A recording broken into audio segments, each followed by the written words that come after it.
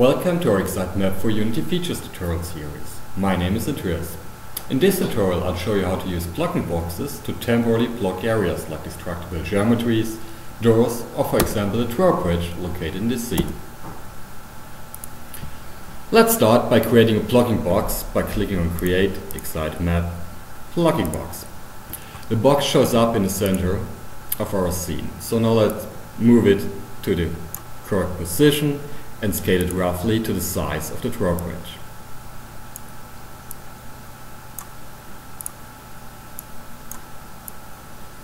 Here we go.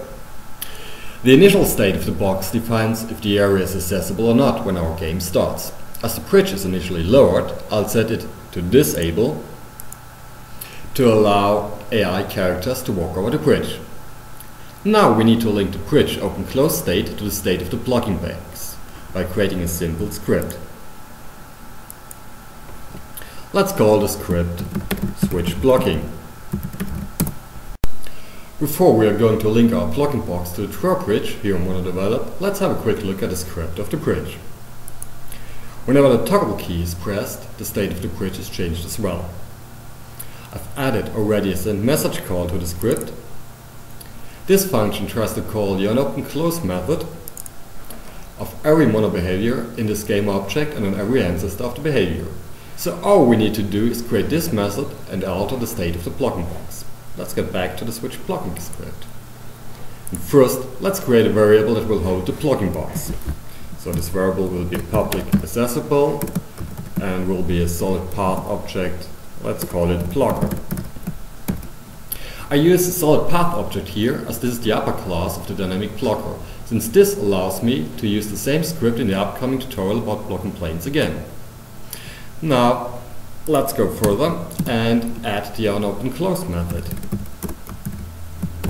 This method takes a bool variable, let's call it isOpen, that specifies if the bridge is opened or closed. In the body of the function we just need to change the state of the blocking box to match the bridge state. So if the bridge is open,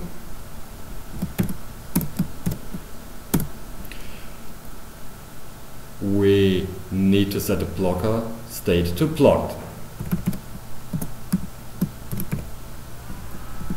Initial state equals solid path object enable state enabled.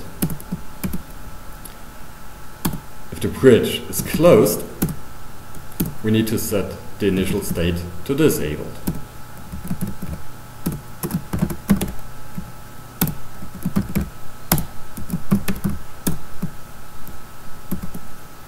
That's all that needs to be done here. Let's save the script and return to Unity Editor.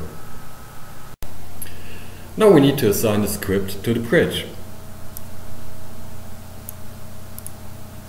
Here it is. And we need to assign the blocking box to the script. Don't forget to update the navigation mesh.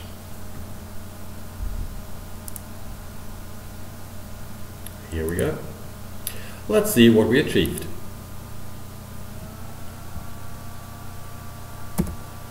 As expected, the blocking box switched from blocked to accessible when the bridge is opened and closed. That's all for now. Thank you for your attention. Have a great xaitMap experience.